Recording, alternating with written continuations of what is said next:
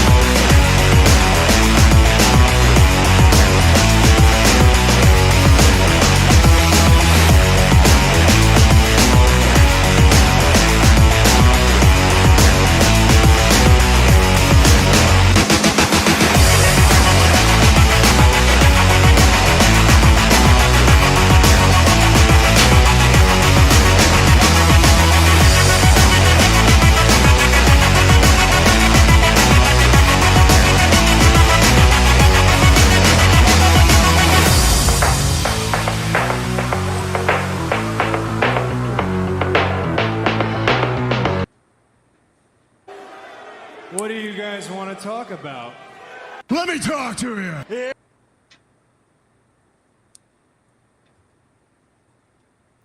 Throwdown Nation, we are live. It is episode 72 of the Throwdown with Matt. It's a Monday night. We are live on Instagram, YouTube, Twitter/X, Facebook, and Twitch. And tonight we are throwing down with a Denver-based tag team, JKPOP, Johnny Casanova, and Kaiden Koyama. They are the current Rocky Mountain Pro Tag Team Champions. How are y'all doing tonight, gentlemen? We're good, but I do have to correct you. Unfortunately, we are not the Rocky Mountain Pro Tag Team Champions. I wish we were, because we need to get those back. What we are, though, is we are. My apologies. Oh no, you're good. But what we get mixed up? We get that mixed up sometimes because we are the longest reigning Rocky Mountain Pro Tag Team Champions in the history of the company. So that's a title that we do hold, and I challenge any team to try and hold those titles as long as Brother and I did. Got you. So, you know, for those of you that are watching this live, if you have any questions or comments, definitely throw them in the chat, and you know, we'll either address them as we go or do a little Q&A session at the end. But we'll go ahead and get started with the first and most obvious question. And this is a question to both of you. First off, how long have each of you been wrestling? And secondly, how long have you guys been tagging together? I started right before Johnny did. We actually started about a month apart from each other. And I started actually at the end of January in 2017. So it'll be 8 years, 8 years now, at the end of the month. So, and then about 8 years for Johnny as well. The tag team itself, we started training together. We met each other through wrestling. And again, we started pretty much at the same time. So we started just going through things together, learning how to wrestle, learning everything about professional wrestling together. And we just always kind of bonded.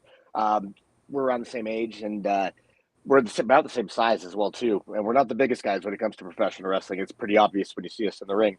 So we just always joked. We're just like, hey, we should just start a tag team. It was just always kind of a joke during training, but eventually it just became maybe we should become a tag team.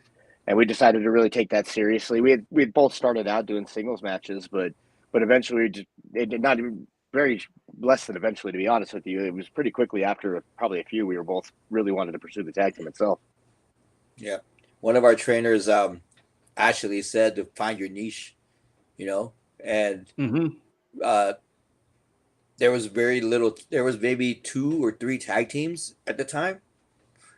And so, yeah, we were like, well, this is a way for us to get in, to get booked. And here we're like, and there it is. Like we just jumped right in. Gotcha. Yeah, you were talking about both being somewhat smaller compared to a lot of the workers, and I'm a smaller guy myself, and it does my heart good to see smaller guys being able to have success in the wrestling business, because when I was of the age where I could have thought about it, it was still the land of the giants. And so yeah, I mean, I love seeing the smaller, really athletic guys just tearing it up. Yeah, growing up, like I remember, I think I was in 5th grade, and I had a classmate who said that he wanted to be a professional wrestler when he grew up, and our teacher immediately shut it down. It's like, you got to be like, you guys are huge, you guys are big, you guys aren't going to be that big. And lo and behold, in 2025, the size, I mean, matters, but it doesn't really matter as much. Right. So who trained each of you? Well, I mean, it sounds like you were training at the same place. So who trained you? We started together. We at the time it was the Mercury Pro Wrestling Academy. It's the Rocky Mountain Pro Wrestling Academy now. Mercury Yaden is responsible for training Johnny and I. I would say it would be the first name first and foremost. But anybody who's trained in professional wrestling or spent some time in it would know that there's never just any one person. So, for example, the person that Johnny mentioned about helping us find our niche was Hoodie Howlett, and the Howletts were a tag team of Rocky Mountain Pro at the time. They wrestled as the Left Coast Guerrillas at that time, but they instantly responded to us wanting to be a tag team because they took tag team wrestling so seriously. So we spent a lot of time with Hoodie and Anaya, learning a lot from them. There's been a lot of people that have come through RMP, different coaches throughout the years as well too. Two Cold Scorpios spent some time at our school. Johnny and I've done some lucha libre as well too, and you have to learn how to wrestle that style. It is not the same as American wrestling. So we've done some stuff with there's a guy named Bago Estrada out here who's taught us some things. He runs a wrestling promotion out here called Bago's Lucha Libre. But he's brought some different people in. We've been fortunate to train with people like Skyday as well too. Not a lot, but we've been able to do a few things with guys like him as well too. Lots of names have come through. We got to spend some time learning some stuff with Roosh as well.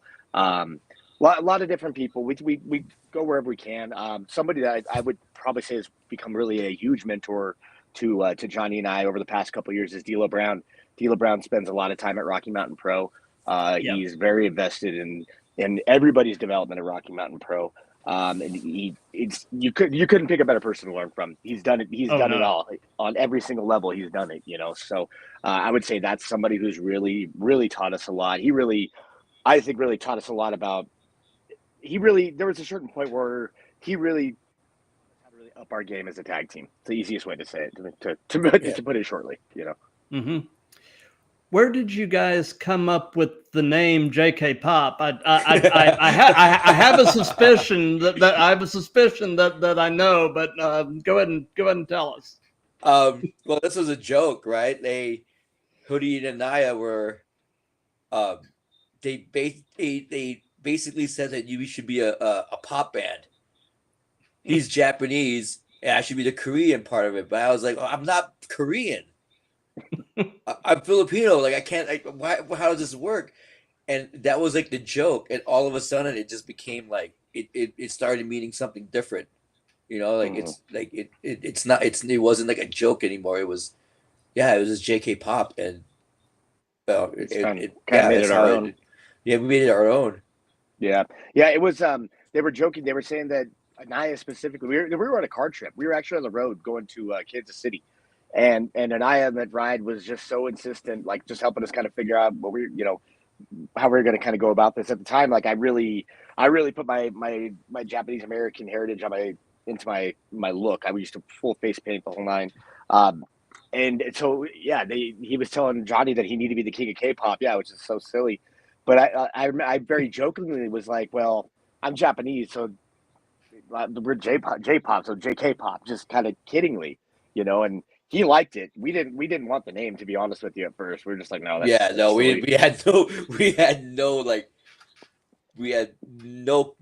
part of that name. No part. None. But he was also at the time was matchmaking for some live events for Rocky Mountain Pro, and he gave us a shot as a tag team, and he's like, but you're JK-pop, and we were like, but do we have to be, and he didn't care. He went to the announcers like, that's their tag team name and that's what you can announce them as. And so we just took it. Yeah. We just were like, well, let's just make it our own. Let's make it our thing. Yeah. Pick the ball up and run with it. Yeah. Well, that was 8 years ago, right? So 8 years ago, he said, all you guys need to do is dance all the way to the ring. And then you guys are done in 30 seconds. But we wanted longer matches, right? We're like, well, we actually want to wrestle. Like, yeah. Fast forward 8 years later, like having this, like doing that little bit of like dancing on stage and then getting beat up in 30 seconds. It's kind of, that would be kind of nice sometimes. Well, somebody do you guys know somebody named Remy D? Oh yeah. Yeah, we know Remy. We know. Yeah, okay, Remy. Well, yeah, he just logged in. Oh. So. Where are you, Remy? Oh, I'm sorry, my bad. I just wanted to come in and watch. I didn't mean to join. Oh. Oh shoot! Okay, I gave the wrong link. I'm sorry, buddy. You gave out the login. I gotta delete that. I'll be right back. Okay. Oh, Johnny. Oh, sorry, dude. Oh, no problem. So I thought that was a show link. Sorry, guys. Oh no. But my suspicions about the origin of the name were correct, because my wife has an unhealthy but harmless obsession with BTS. So she was okay. Like, oh, nice. We've heard that. We get that sometimes. Yeah, a little more in the past. We've changed our look up a little bit recently, but we're not uncommon for us. Yeah, I think somebody else just tried to log in. Yep. Sorry, guys. I'm gonna delete these. Don't let anybody in. I'm not. We're gonna go ahead and do the first of the speed round names, and you'll probably see a theme here. Speed round, Road Warriors. Oh, beasts. Yeah, that's arguably one of the best tag teams around. Yeah. Yep. I remember as about, I guess I would have been about 12 or 13 when they made their debut in, at the time it was Georgia Championship Wrestling. Okay. But before Turner's network went to Superstation status, we had it down in Florida where I spent part of my childhood. And I remember seeing them come out, with Paul Ellering, with the rolled up Wall Street Journal, and them coming out to Iron Man, and just be like, at 12 or 13, you're like, my God, who are these men? Yeah. Yeah. So, yeah, that's such a huge impression. Huge oh, impression yeah. for both of us. Yep. So, what was the most challenging part of the early portions of your training? What would you say that each of you that the hardest thing for you guys to wrap your minds and bodies around was? I think for me, just like wrestling, learning to wrestle is not what you think it would be. And I know that sounds like such a big kind of statement, but there's certain things that you don't really, that like things that might be more challenging than you would realize, and then vice versa, things that look absolutely challenging that are not, when it comes to certain things with physicality, learning to do certain moves, certain movements. Things that I learned was like I needed to work out differently. Like professional wrestling is definitely, it's a cosmetic business, and people talk about how it's such an upper body business, but the reality of what you need in the wrestling ring is you need good core strength and good legs more than anything. To be honest with you, that's like probably one of the things I remember just going through my first week, and it was just like my legs more than anything. It was just like, oh my gosh, just like running, the jumping, just so many things that like I was working out. I started really working out heavy before I even got into a wrestling ring because I wanted to take it as seriously as possible, and I wanted to be in as good a shape as I could possibly be because I knew I was going to need it. I've been a lifelong wrestling fan. Like you watch enough, it's common sense. You need to be ready. So I was already working out pretty well, but I remember just that first week, I was like, wow, I've got to change what I'm doing because it's clearly not what I was expecting. So a Right. lot of things like that for me, personally. What about you, Johnny? The first bump, the first time you hit the bump, and the first time you hit those ropes, it is like the ropes. It's like what it no, just like you can't even fathom like what like how it is. Like it's just like this isn't what I was what I was expecting. I was expecting something soft and spongy, and I wasn't expecting those ropes to be like giving me burns and whatnot. Right. That's what I've heard. I mean, Yeah. I've heard the back bumps alone weed some people out. Oh yeah, Yeah. absolutely. Yeah, because I think a lot of people don't realize that it's basically very thin mat over plywood. Oh yeah. Oh yeah. And depending on the ring, that's generous sometimes. Yeah. The other difficult thing too is like that. This is what people don't realize, and this is what we explain when somebody comes in and like and tries to like try out or even interview for the school is that your time and commitment, like the time and commitment you have to put in the training, because it's not just training; it's going to the shows and supporting your team. It's just doing all the little things, and if you can't do any of those, like, and you can't commit to the time, how are you going to commit the time to like to hit the road or go to the gym, get very little sleep, go to your day job while you're training, and then doing all that other stuff. It's just it'll burn you out.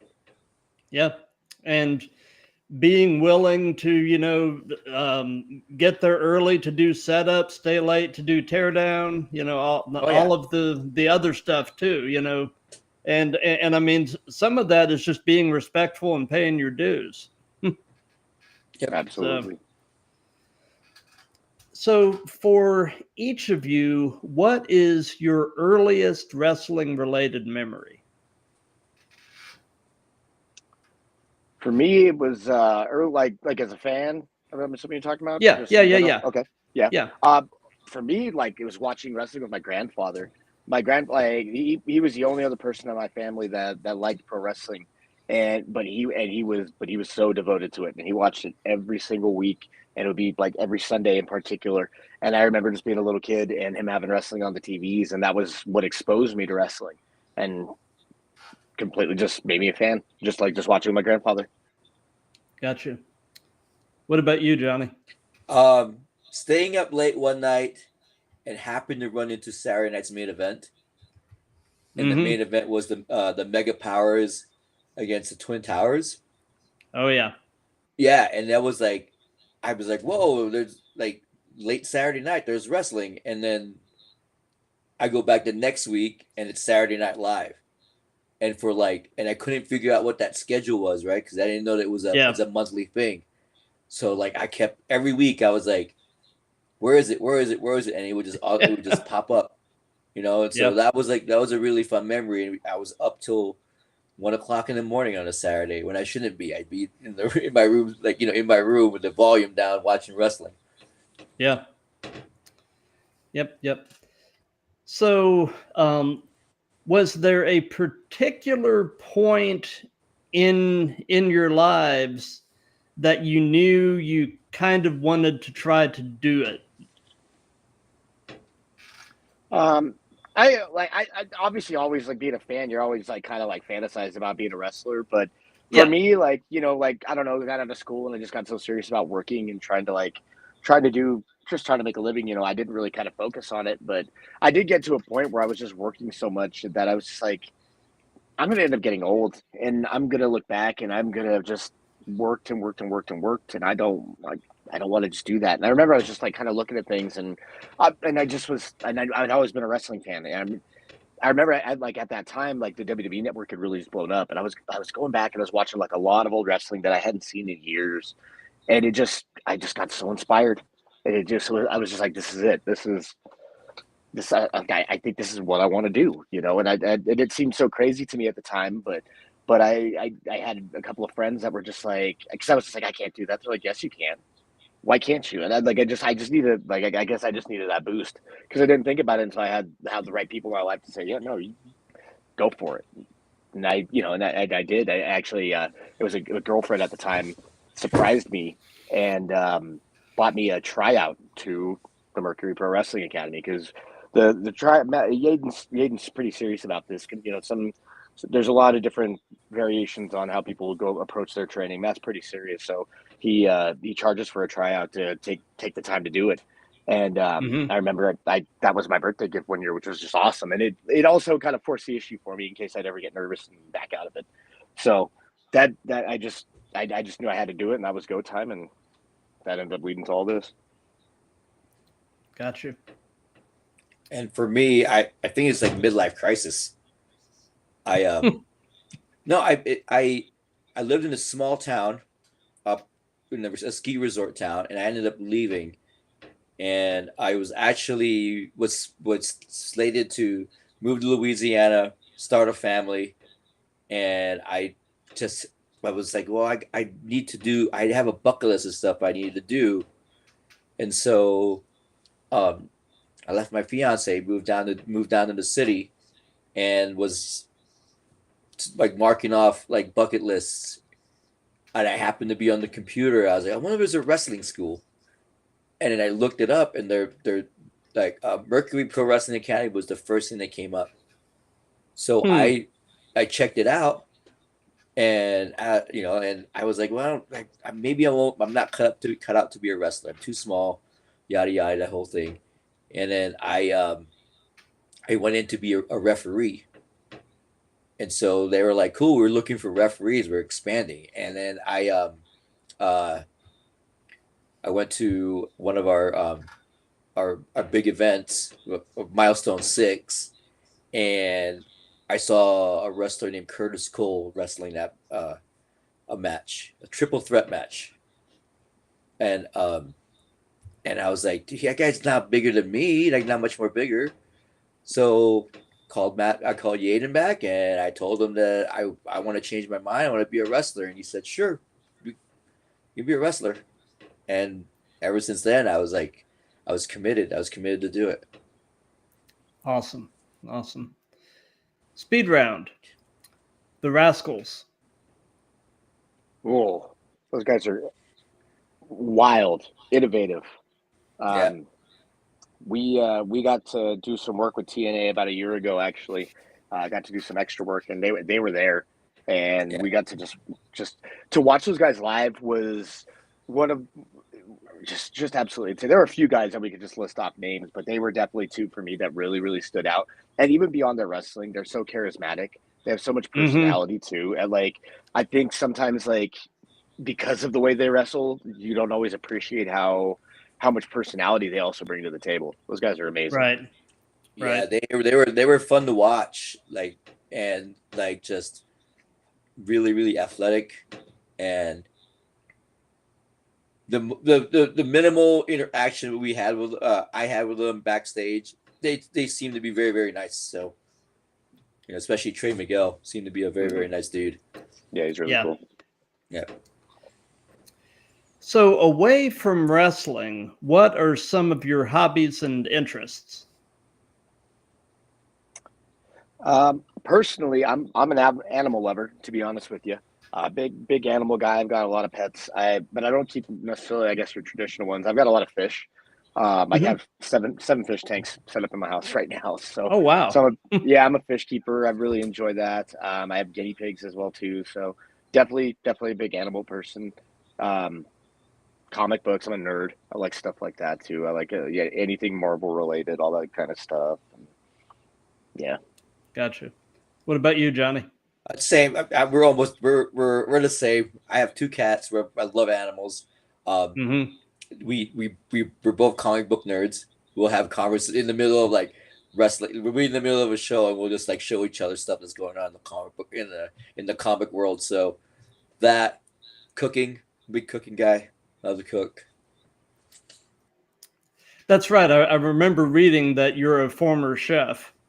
Yeah, I was a former chef, and just that lifestyle isn't for me anymore. Gotcha. Yeah, I'm a huge animal lover myself. We've currently got 3 Chihuahua mixes that are all shelter rescues, and they are just those 3 dogs are just the bomb. I mean, we just love our girls. Yeah. Oh, absolutely. I love dogs. If like the problem for me is Johnny and I are so busy wrestling all the time, especially like right now is kind of a downtime the winter, especially around Christmas time from Thanksgiving through into January, pretty slow. But once it thaws out, man, we're so busy. We're wrestling every single weekend, multiple times a week. That I feel bad for the animals. I can't take care of an animal like that. I know someday when I slow down wrestling, oh man, right, we're gonna have dogs. We're definitely gonna have dogs, but I just have to wait. But yeah, it's just me, my wife, and our 15-year-old son, and our 3 Chihuahuas. So oh, nice. We've got a nice little life, There you go. And, absolutely. And it's nice because my day job, I'm actually able to work from home. So I mean, so the dogs have plenty of time with their people. So it's a good thing. So what are each of your hometown? Mine is I've moved around a lot. I grew up here in Denver, but I spent a lot of time in North Carolina as well too. I was born in Arizona. Literally I've been all over the place. But I built myself when I do singles matches from Raleigh, North Carolina. I spent a lot of time there, and that's in my eyes, that's like the heart and soul of me is Kaiden Koyama is in North Carolina. It's wrestling history. Like in a lot of ways, that's a lot of the wrestlers that got famous wrestling in that area are the kind of things that I emulate and try to be like, and very much inspired by. So that's a lot of the reason if you ever hear me in a singles match, I'm announced from Raleigh. That's why. But I was raised here in Denver. So gotcha. What about you, Johnny? Well, I was born and raised in the Philippines in Manila, Mm-hmm. and transplanted to Los Angeles. So and then here, I would say I'm from the Philippines, like Manila, Mm-hmm. Philippines. Yeah. Yeah. That's where it all starts, and that's where a lot of the street smarts come from. Gotcha. My dad is actually retired Air Force, and he spent some time in the Philippines Oh, nice. when he was in the Air Force. So Yeah. yeah, but so they say that the best wrestling personas are essentially yourself turned up to 11. So tell me about In Ring Johnny and Kaiden, and kind of compare and contrast them with everyday you. Honestly, they're the not a lot of same. difference. They're the same guys. They They're the really same are. guys. Like I said, like earlier, I used to really put a lot of my Asian American heritage into my presentation, face paint, everything. Mm-hmm. It was just I felt like I was trying to find my identity as a wrestler as well too. But eventually, as Johnny and I found out what JKPOP really was and what it's become, we just it's not so much about like putting our heritage out there so much as just being ourselves now.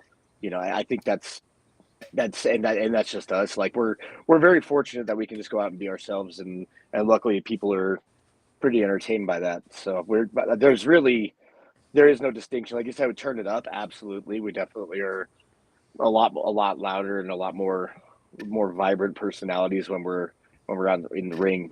But what you see in the ring is Yeah, what you're going to see anyplace else.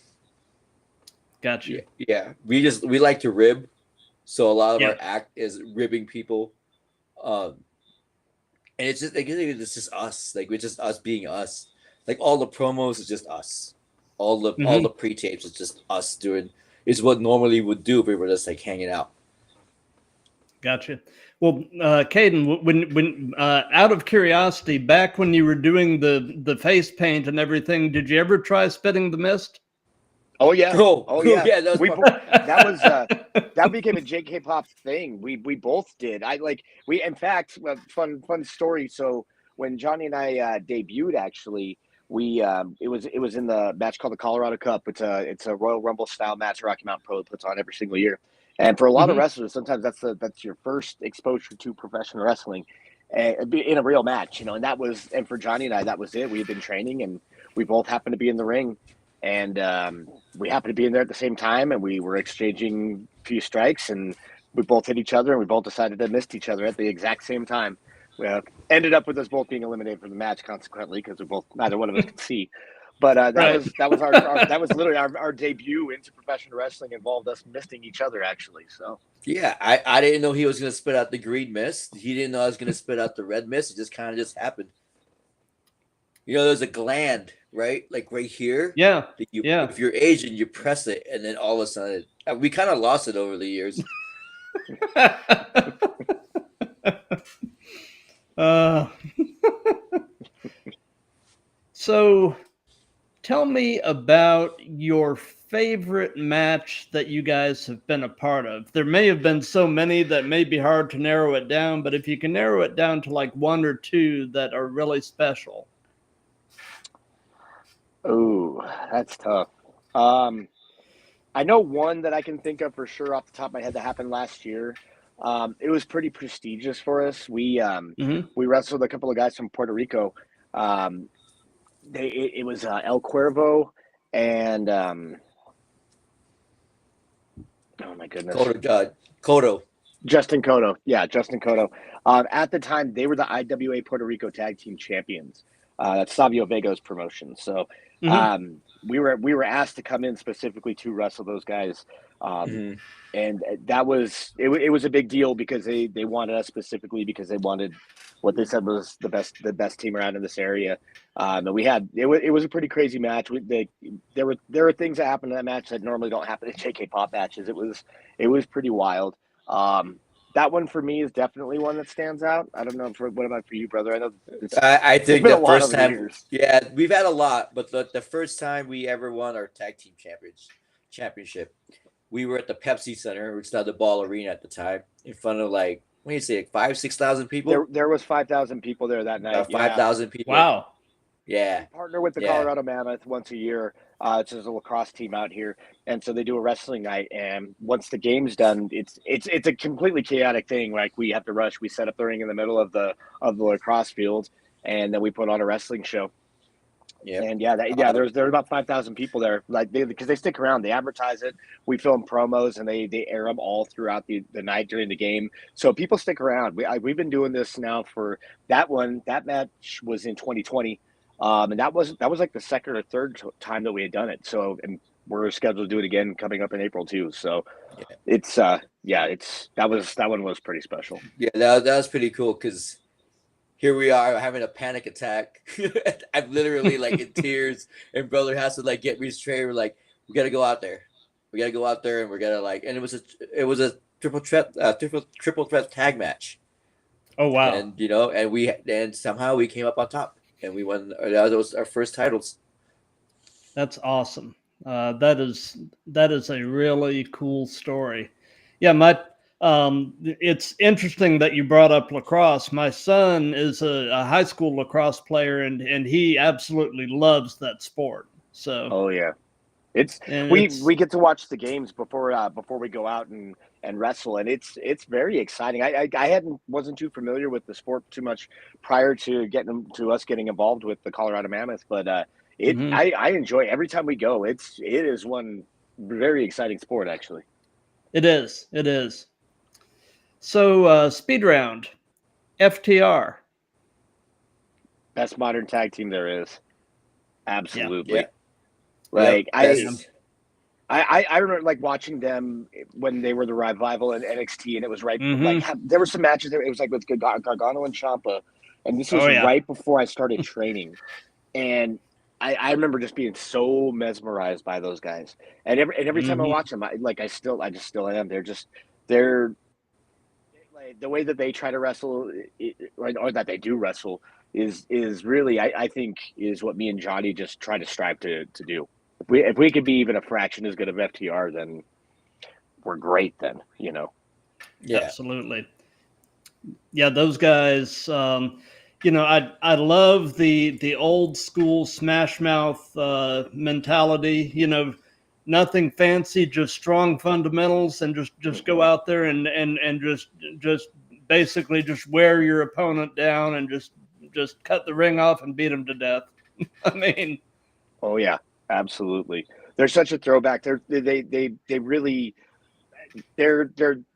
Midnight Express is what they definitely try to be in their style. In so many things, obviously you listen to their music, everything about them, but that's just like if you look at tag team wrestling, if you really want a blueprint for how to really be a great tag team, then those are the kind of guys you watch. You watch the Midnight Express, you watch the Rock and Roll Express, you watch the tag team wrestling from the '80s is absolutely the peak of tag team wrestling. It really, really is. And I think like FTR is like really, there's a lot of great teams today, like we talked like even about the Rascals and things, but with FTR, they're so much, they're you compare them to the old school guys. You don't compare them to the guys that are really going today, Right.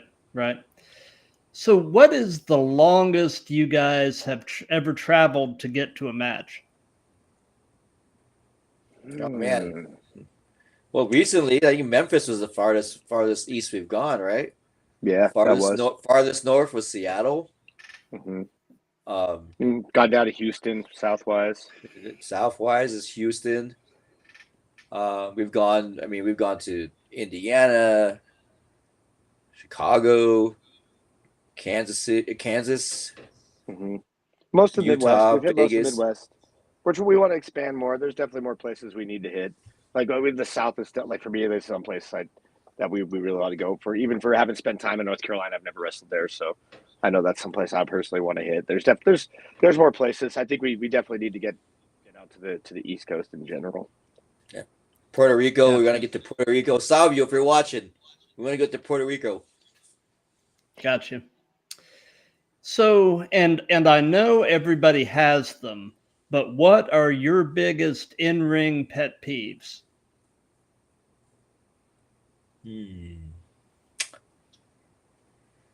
In ring, oh man,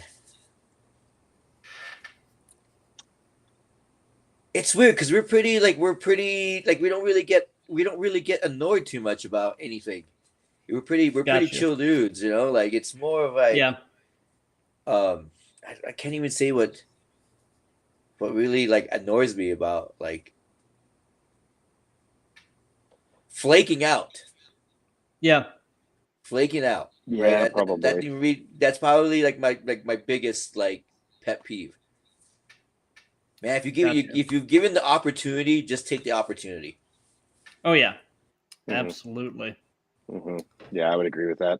Yeah, we're pretty easygoing when it comes to everything with professional wrestling. Like I don't know, I tried to go about looking at it like I could be working in a restaurant, I could be renting somebody an apartment, I could be doing so many other things, but yeah, you could be digging ditches. I yes, mean, you know, oh yeah, yeah. you know, and even when wrestling gets hard or frustrating, I still like no matter what, I always have to look at it like you're involved in professional wrestling, you know, like it makes it pretty easy to keep things in that perspective, you know. Yeah, we're pretty blessed, you know. Like Yaden, you know, Yaden runs a pretty professional group. He's pretty old school. He could have said no to the two of us. You guys aren't big enough. You guys aren't this. But he gave us the opportunity. He's blessed us with that opportunity, and like giving us chances. And we every time they give us chances, we just take it. We just do it. And, you know, like so it's just hard to just be like be ticked off with anybody or be annoyed with anybody. Right. So I know that there are two main ways of kind of preparing for a match. You can either work it out with your opponent in the back, or you can call it in the ring, or you can kind of do a hybrid of both. Do you guys have a preference? I don't. I probably more. I think Johnny and I are kind of the people that kind of like to play to our opponents and what they can and can't do. You know, I always feel like that you're a better wrestler for being able to work your opponent's style match than making your opponent work your style match. You know, and if you're able to do that, you're gonna have a better match 10 times out of 10. So Yeah, it just depends on who we're in there with, to be completely honest with you. Gotcha. I mean, we there's been guys like, you know, like there's been guys that we've worked them so much that we can just go see you out there, you know, like Yeah. we don't even know who's going over. We'll just figure it out. We'll just we'll just feel out the crowd. We just do our great, you know, all the stuff that we do anyway. Like, and then, you know, if someone of us will just call a finish, and that's the finish. Gotcha. So, you know, if you guys were working in another country or culture, how would you handle potential language barriers when interacting with fans or working with the local talent? I think the fans would be more of a challenge than the talent. Luckily, I'm thankful for the training that we've had, and wrestling itself is a language. If you know how to It wrestle, is. you can get in there. I remember when I first was getting into wrestling, and right, like it was probably a few months before I did my tryout. It was I can't remember what the WrestleMania was, but there was an NXT show, and Sami Zayn and Nakamura wrestled. It was Nakamura's debut. And I knew Nakamura didn't speak much English at all at the time, and I knew Sami Zayn didn't speak Japanese. And I'm watching these guys just put on a banger. Like the match just was so good. I remember like just that, like during that period of time, I watched that match so many times over and over and over again, mainly because I was just mind blown that it was so good and that the language barrier was clearly a thing. So that like that was always something that's always been in my head. And now at this point, I've been in matches where I do speak some Spanish, but to be honest with you, I don't tell, like, if we're going to do Lucha Libre shows, I don't tell people that I speak any because it's not good enough for me to trust to use when I'm communicating with anybody, you know, like I'm just too slow. It takes me time. So I've learned luckily to be able to like watch and feel for with guys that don't speak English because I've been in the ring with guys like that now. And it's nerve wracking, at least, you know, first time you do it, but yeah, I had it happen again over the summer. Johnny and I were on a Lucha Libre show, and we got there. We were the tag team champions at this place. And they're like, we're going to have you guys in separate matches. Okay. And mine ended up being a tag match of all things. But the one guy did speak English, two guys did not. And it was fine because I've been there before. I just know how like what to look for. Like I said, the language of wrestling helps get you by. The fan part, I think you gotta be educated. You gotta know where you're going. That's and then obviously it would depend. If it's Mexico, I think we've done enough lucha and we know enough people that we kind of understand what we'd be getting into. Like if we went to Mexico, other places it's hard to say. But I think we would definitely do our research going in any place.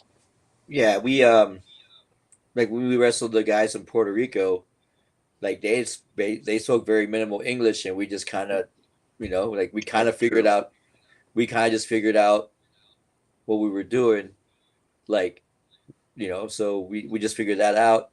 We once he mentioned Vago, we wrestled Vago and Skyday, and those guys know like much less English than the Puerto Rican guys, and we just kind of figured it all out. Like, at some point in that match, it kind of broke down, and they just kind of led us to whatever they wanted us to do. So it works out. That like you see, that wrestling language is a language.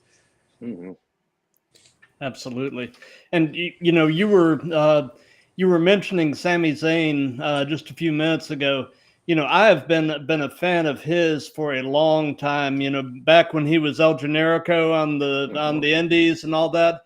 And I'm so pleased to see these last couple of years. I feel like he's finally getting the attention that he has deserved for so long, because such a phenomenal worker and seems like just such a good guy too. So.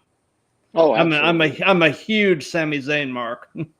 Absolutely, yeah, I am too. I've been watching since he was El Generico as well. Like him and Kevin Steen in Ring of Honor just was mind blowing for me as a fan. So yeah, he's absolutely awesome. Every time I watch him, I'm completely entertained. It doesn't matter what he's doing. It really doesn't.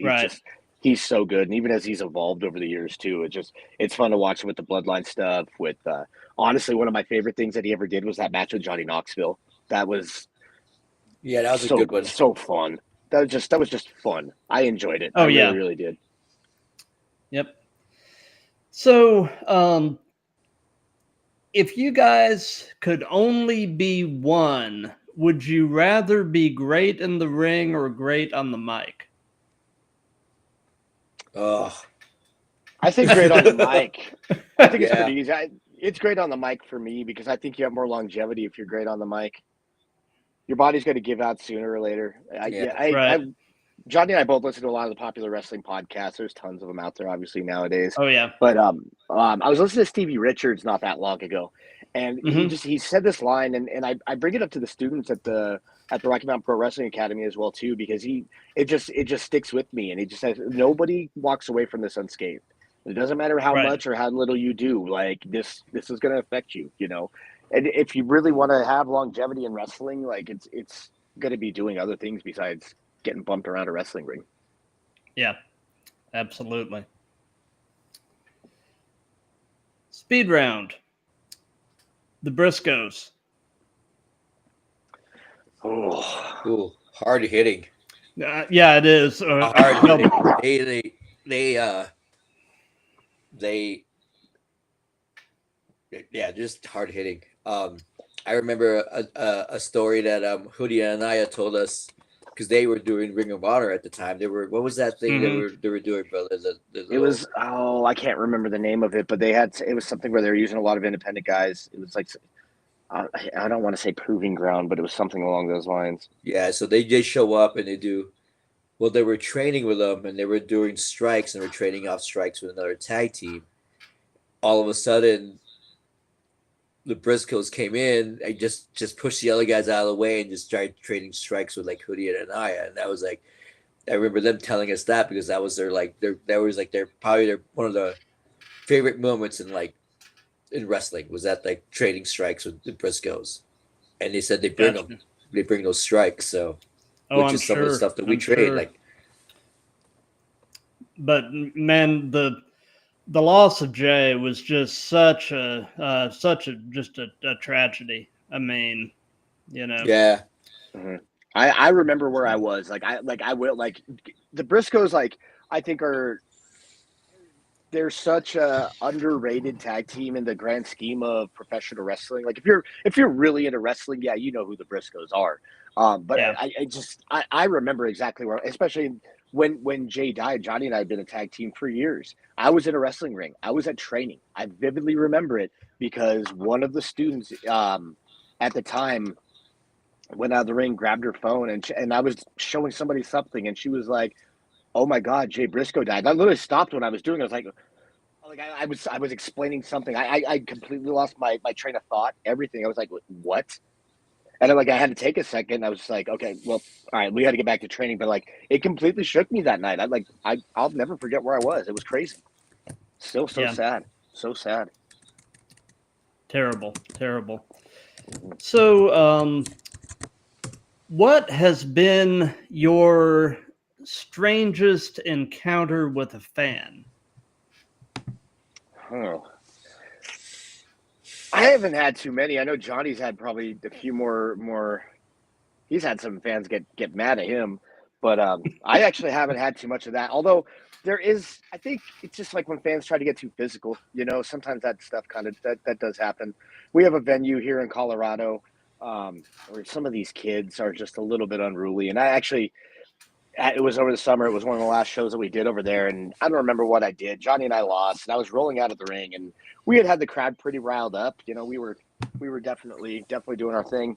But I rolled out, and I'm just kind of holding my head, and next thing I know, this little hand is just smacking me across the face, and it was this 8-year-old kid. I was like, what do you think you're doing? Wow. Of all of them too. Yeah, it's it's a little kid. It's like, well, obviously I'm not going to do anything about it. It's I was mad too, but I yelled. I was like, don't you ever do that again, But Yeah. just walk away, But yeah, that one, it's awkward. Yeah, because it's you're trying to rile them up, but sometimes you rile people up a little too much. I think I had a glass beer mug thrown at my head once. Oh, that's nice. Yeah, it's pretty nice. But nothing strange. I think I think it's pretty cool, but I think it's pretty cool too. We have a fan who got our face paint tattooed on him. Mm-hmm. I think that's really cool. It's like he's a big fan, and I think he moved somewhere. Yeah, I think it was in Mexico now. Yeah, so we haven't seen him in a long time, but that was really kind of cool and shocking. Hey, you just sent us a picture of our face paint. I was like, wow, somebody got our face paint tattooed on him. Yeah, that was really cool. Very. Oops, sorry, there it goes. Sorry. So, you guys were definitely working during this span of time. Tell me about the impact the pandemic had on your wrestling career. That was crazy. It really was. I mean, because it affected wrestling in so many ways, and we know and saw so many small independent wrestling companies just go away. And luckily, Matt just refuses to quit. And RMP, it was a very trying time for us because at the time, so currently we're at a place we call it the Quarry. It's at the Jefferson County Fairgrounds, and it's where Johnny and I first started as well too. But the pandemic kind of forced them to shut that building down as a government building, and they didn't have people. They weren't going to have people, so we lost our home. And I remember we ended up just being kind of refugees, trying to there at one point we were at one of our referees' houses setting the ring up to train, things like that, which is not uncommon. People train wherever they have to, but it was new for us. And then we ended up at a place at the time called Fast, and it was a gym, and they trained a lot of baseball players, things like that out of there. And they let us stay there, but they had the gym requirements at the time were so strict. So I remember the hardest thing was just having to wear a mask all the time. And we were allowed to, we'd be in the ring, we could be on the apron. We still had to have our mask on. Once you got into the ring to wrestle, you could take it off. But the second you got out of that ring, you had to put the thing back on. So you'd be wrestling, and you're hot, sweaty. It's the middle of the summer. And then you have to put this mask on. You're just like, just can't breathe with this thing on. I remember at the time there was a guy named Lipto that was training with us, and he's a luchador. He wears a mask, and I just looked at him. I was like, I don't know how you do this, because he's got a full his mouth and nose are completely covered all the time. I was like, I give you so much credit. I could never wrestle like this. This is miserable. So that was probably really tough. Travel restrictions definitely were a lot harder at that time too. So you kind of had to learn how to adapt. But lucky for us, RMP kept us busy. Yaden found lots of ways to find places to wrestle. We wrestled outdoors, and we still do. I remember we did Milestone it was in 2020 at a place called Romero's Canine Club and Tap House. It's one of the cooler venues RMP has. It's it used to be like a Sonic, and they took one half of the parking lot and just took out all the gravel, and they turned it into a dog walk. So people bring their dogs and they serve beer and stuff. People hang out, and so that's where we'll set up our ring. And so that happened to be a great place that we could actually have an event, and we made the best out of a really bad situation that year, and just weathered the storm. I think we were pretty fortunate, but again, we saw a lot of people that definitely were not. Gotcha. So, and this is a question to each of you. Do you have an all-time favorite match as a fan? A match that you can have watched it a million times and it just never gets old, and there's always some new little nugget you can pull from it. For me, Bret Hart, British Bulldog, SummerSlam '92. That's just just technical wrestling. It's athletic. It's powerful. It's that one really for me will really do it. Yeah, I think that's it for me. What about you, Johnny? Probably good. So, there's not really a match. There's a wrestler that I really like watching. He's out of Japan, and his name is Gabai Jichan.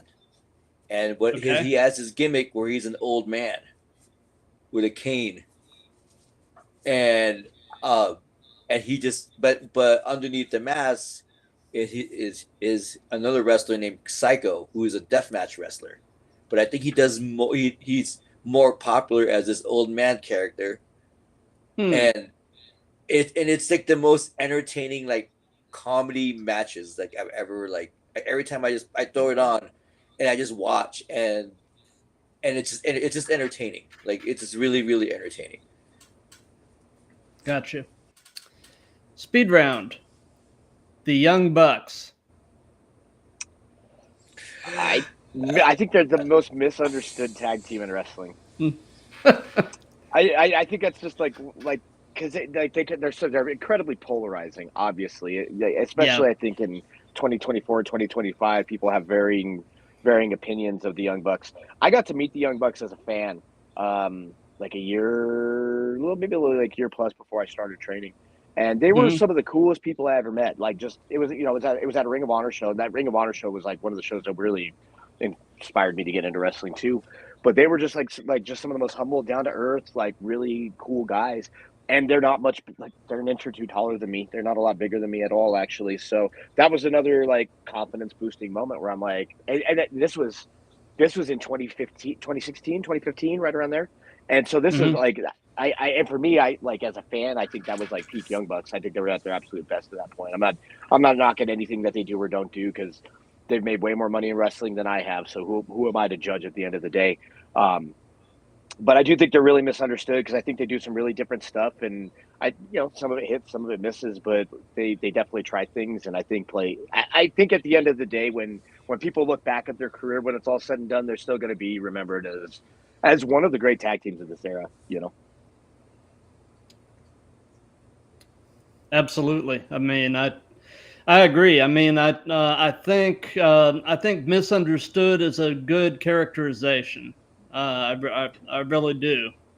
I think a lot of people just don't get it, and I mean, they were kind of an acquired taste for me because I grew up, like I said, kind of in the territory days, and I'm sort of an old schoolish tag team fan. So the Bucks, it took me a while to kind of embrace what they were doing, but now I completely dig it. So right.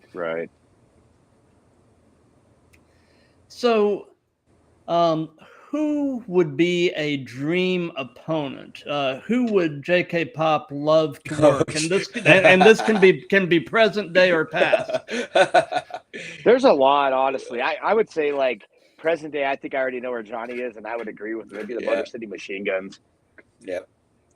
They're just like those guys are like especially in 2024, 2025. Like they're so smart about how what they do. They're so talented. Again, there are a couple guys we got to watch when we were at TNA last year, and it was just like watching them was just like watching just like absolute greats. So like for me, that's currently that would definitely be yeah, that would be it. I mean, that's the same for me. The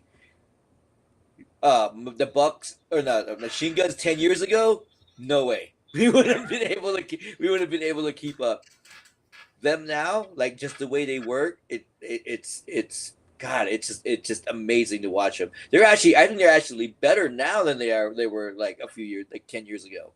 Mm-hmm. Because I agree, and they are they've obviously got a very exciting, very innovative style, but they've been able to change their style very subtly to increase their longevity. Mm-hmm. And that's been cool to see the very slight evolutions they've made. To wrestle somewhat of a safer style while still being exciting, but for the prolonging the longevity of their careers. And wrestled smarter, not harder. I mean, so definitely. There's one other team I'd say from the past, like it was actually we were chasing it. We were hoped to have gotten it, but unfortunately they hung it up. Was the Rock and Roll Express. Would have been an absolute dream to wrestle those guys at any point, whether it had been in the Rock and Roll Express of the 80s or the Rock and Roll Express in 2024. I would take any of it. I'd wrestle them at any time. So that would definitely would have been something for us too. Yep. Gotcha. So for each of you, what is your favorite move to do? And on the flip side of that, is there a move that you won't do or you would at least rather not do? And that can be either giving or receiving. Favorite move to give, I think it's my Star Destroyer. It's kind of a take on Naito's Destino. That's fun. I love, I just get to come at somebody, flip around in the air, and people love when I do it. So that for me, like that would definitely be like the one that I love to give. Not taking moves. It's hard to say, like, because it's subjective to what you're doing in the ring. I think I'm at a point where I've gotten through some injuries, though. I'll tell you that. For example, it was in the fall of 2023. A guy hit me with a suicide dive, and this ring we were wrestling in was a little bit taller than an average ring, and this guy, I'm like kind of down, and like as I kind of looked up, he decided he wasn't going to dive through the top and the middle. He decided he was going to dive through the middle and the bottom rope. My knees were bent, and so I tried to react because I was trying to stand up, but he was already there, and I couldn't do anything about it. My left knee was bent, and it went at an inward angle, and I ended up with an incredibly severe MCL sprain that was almost a tear. And if that would have been that tear, that would have been my career. That would have been it. I like that, and that's me knowing my body. That's hearing it from the doctors. So for me, I'm not too big on a lot of diving stuff anymore. Again, it's subjective, like there's certain people that I trust and I know that might be different, but if I've never met you before, it's the first time I'm wrestling you, I don't know if I'm things like that, I'm a little more apprehensive, and you learn those things as you wrestle, what my answer for that 5 years ago would be completely different. I'd say, I don't care. I'll do whatever, but once you start to feel the aches and the pains, and you deal with some of these things, you're forced to spend time away from wrestling. It affects your personal life. It affects everything you do. Like when I had the knee injury, I was in a brace for my hip all the way to my ankle, metal brace, and it was doctor's orders. They're like, you're in this thing for the next 4 months if you don't want to have surgery. Yes, sir. Got it. Yep. So I think that's kind of part of the perspective too. Just depends on where you are in your career, probably as well. Gotcha. What about you, Johnny? I actually have two. I like doing Rick Rude's Rude Awakening. Mm-hmm. That's like one of my favorite moves. And And do you gyrate before you? no, I don't do the I don't do the gyrating. No, I don't do that, but I do a pretty good Rude Awakening and Brain Busters. Mm-hmm. You know, those are two things that I like doing. As far as like moves, not again, it's like brother, like I don't like when it calls for it, it calls for it. You just have to do it. But I'll never give. I'll never, if I won't take a move, I'll never give that move to anybody. Let's just say that. Gotcha. Like, yeah, like if someone asked me to do a move that I would never take. I just won't. I will never do it. That's good policy. Yeah. Yeah. So, and this is to both of you. What hurts right now? My hips. My hip is so messed up. I actually just went and got adjusted a little bit earlier today. I've been going multiple times a week right now because there is so much wear and tear. I actually, so speaking of moves that I always love to do, I didn't mention it, but I'm trying to stop doing it, is my leg drop, because I love my leg drop. I get up in the air and it's a good leg drop, but my hips are not agreeing with that right now. So that's definitely the one for me personally. What about you, Johnny? Anything hurt? Oh, give me a few minutes. It might change, but there's always something. No, really, there's always something hurting. Like, oh yeah, my knee bothers me, my hip bothers me, my lower back bothers me, but it just kind of comes and goes. Like it'll be fine, but then something else hurts. So, either the Gotcha. wires are crossed and they're like kind of messing each other up, it's one of those things. Gotcha. So, in your case, Kaiden, it sounds like the MCL sprain was possibly your most significant injury that you've suffered, either wrestling or training. Is that pretty accurate? That one, I had a small tear of my Achilles once. That one was pretty bad. I separated my AC joint in my shoulder. I had a freak one where I was just like I did a simple bump in practice, and I popped the cartilage out of my ribs. That was actually the most painful thing that I've ever experienced in wrestling. It wasn't the worst injury. I mean, it took some time to heal though. But that was the most painful one. So I've been unfortunate. I've had a few, but I think the scariest one for sure was the MCL. That was the one where, and we were out of town. We were in Colorado when that happened. We were wrestling in Indiana, and my adrenaline got me through it. And we stayed in Chicago that night, and I woke up in the middle of the night in pain. And that's when because I knew something was wrong. It felt off. I just felt like I didn't have support in my knee. And we woke up in the middle of the night, and I was just like, oh my God, like I'm in so much pain. And Johnny had to push me through the airport in a wheelchair. Like that experience was really scary, just because I wasn't near any of my comfort, my things, anything that that I would normally rely on. But that's probably the worst one for sure. What about you, Johnny? I haven't had any major injuries, but I have domed myself a lot. I probably, concussion is probably like my thing. So, gotcha. it's luckily they're all minor, and they're all going to be minor because I've kind of like known how to protect myself now. But I've had a lot of like moments where I'm like, oh, I'm seeing stars. He had one scary one. It's normally me. I'm always the one that ends up hurting myself. Yeah. But he did have a moment. We were wrestling. It was a big tag team title match. It was against Echo Busan and Balaam Lynx, and he got blasted in the face like within the first minute and a half. and completely rocked. He didn't know where he was. Like I had to get in there and just hold things down because I just his nose was busted open and you could just see it in his eyes. He was seeing stars. So that's that. Yeah, that one was true. In my experience as your tag team partner, that was the scariest moment I've ever had. I totally forgot about that. It must have but now that I remember, that ended up pretty well because I ended up wearing that Bill Lane Beer clear mask on my face for a few months, and we ended up using that as gimmicks. Nice. Take an unfortunate incident and turn it into a gimmick. Oh yeah, it that was fun because we would pass that mask around and knock people out with them. It was really cool. Absolutely. Yeah, this is, comparatively minor compared to what you guys go through. But, several years ago, for a number of years, I trained in Brazilian Jiu-Jitsu. And the worst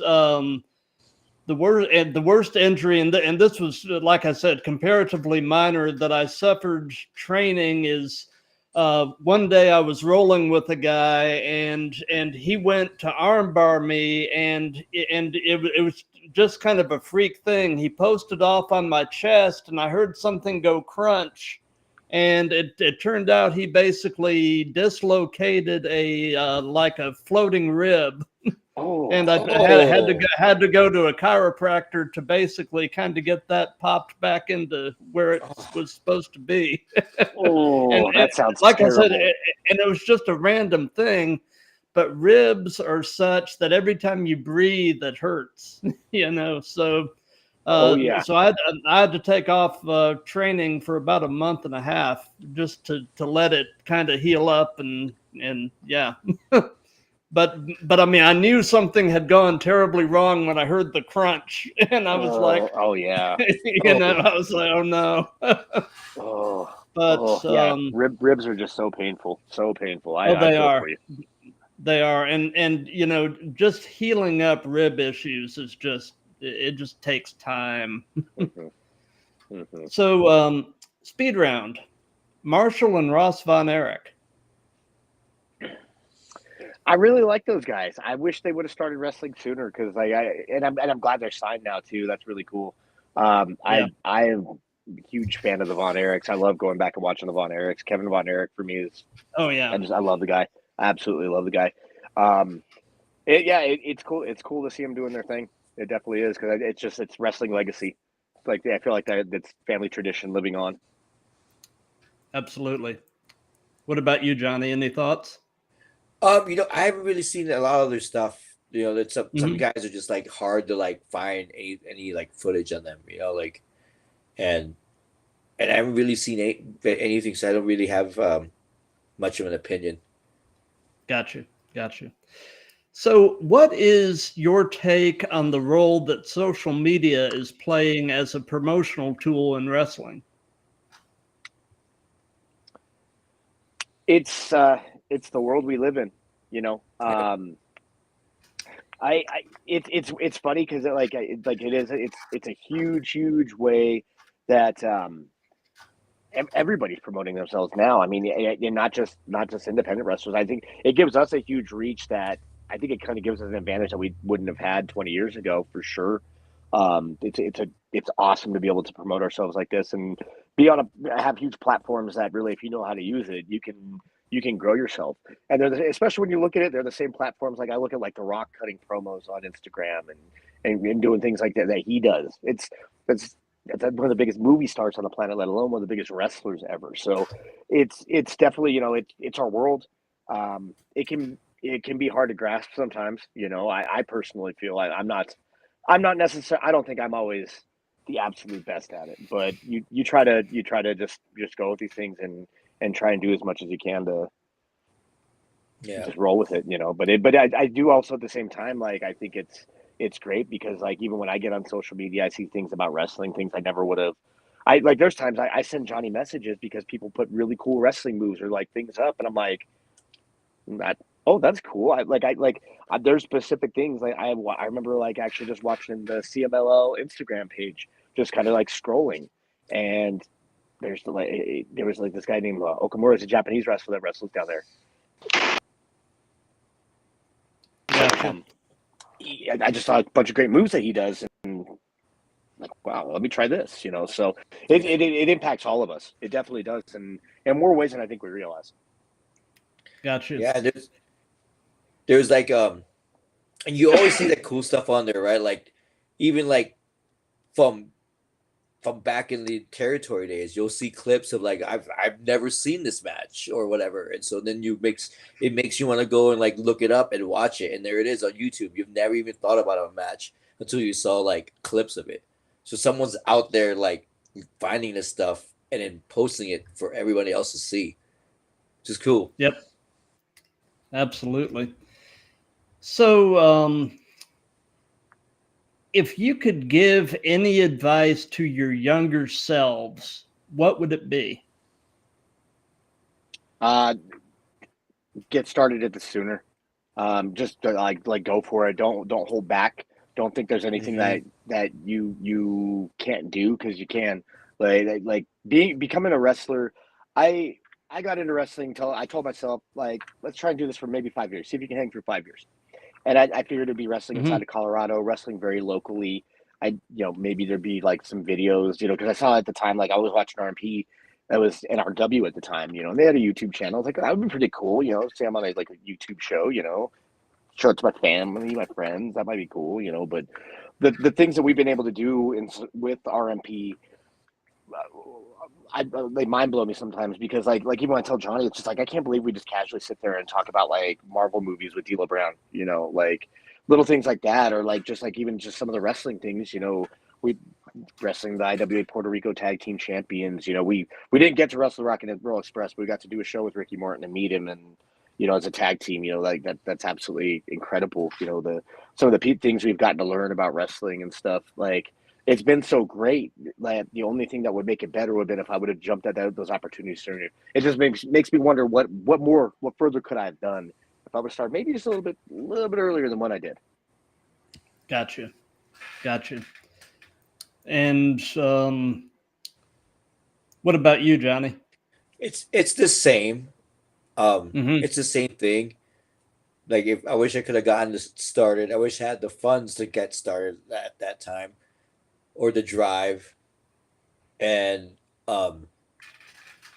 just the fact that I would be in better shape. I would have been in better shape back then. Gotcha. Like I'm probably in better shape now than I was like when I first started this, and even way before, when I had no idea I was going to be a wrestler. I would have been in better shape. So health wise, that would have been great. And just, what could we have done? Like there's a lot of dream matches I would have loved to have had that are now out of my reach at this point because of age.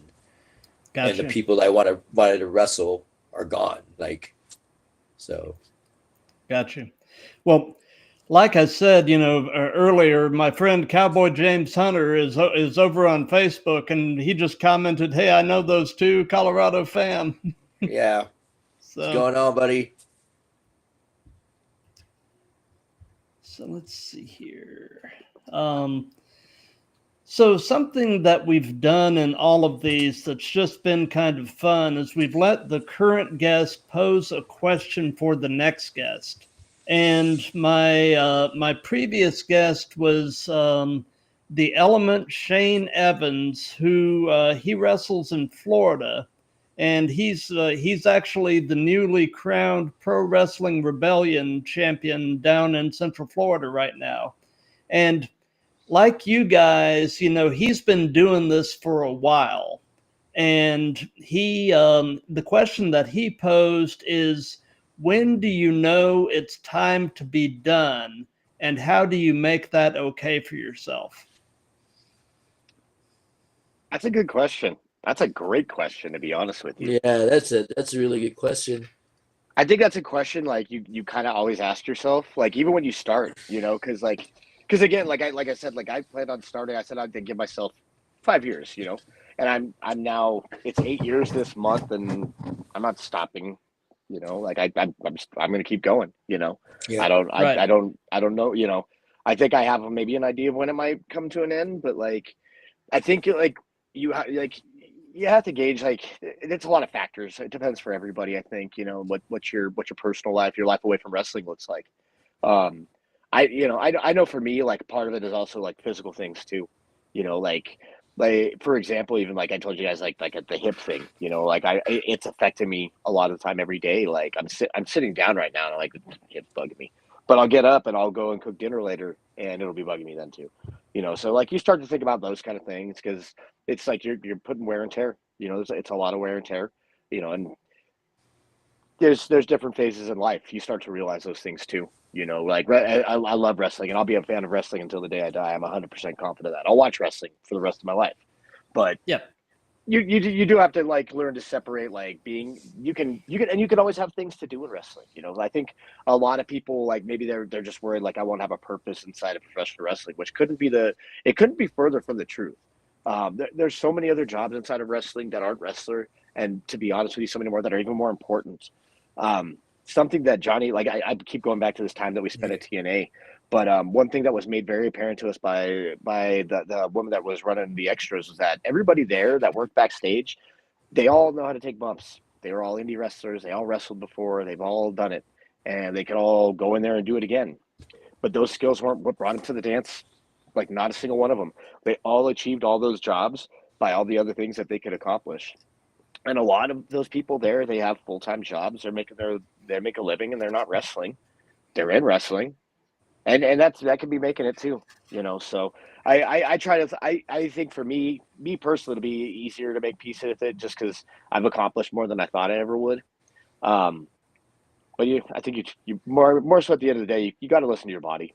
You got to listen to your body. You got to gauge what's going on outside of home, at home too. Yeah. I think of it as, like, I don't know, like, I used to be a big smoker. And I think one day I just was like, what am I doing? And I had one last cigarette to do the rest of the pack away, and I haven't looked back. I haven't looked back. There was no, like, urges to smoke or anything like that. So I think your brain just goes, that's it. Like, you could finish one really good, like a 5-star match, and all of a sudden you're just like, I'm done. Like, and I think that you never know, and you'll never know. It'll just happen. Gotcha. Well, looking over at the chat on Instagram, your buddy Yaden just popped in and said, "What's good, gentlemen? 5 years? How'd that work out?" Yeah, so much for that. Yaden's got some time ago. Yaden's got some info on us that makes us want to stay. He keeps us around. Names changed to protect the guilty. Oh yeah, that's it. Pretty much. So we're getting toward the end of things, and this is part of a series. So do you have a question that you would like to pose to the next guest? I would say, to the next guest, what can you do in 2025 to help take independent wrestling to the next level? Oh, that's a good question. How would you guys answer that? I would say try to be as innovative as possible. Continue to build your brand, and it's a changing world. Every day everything's different, so staying involved. But we talk about social media. That's the world we're going to live in, and I would do everything I can to try and live in that world, and the things that continue to grow and evolve.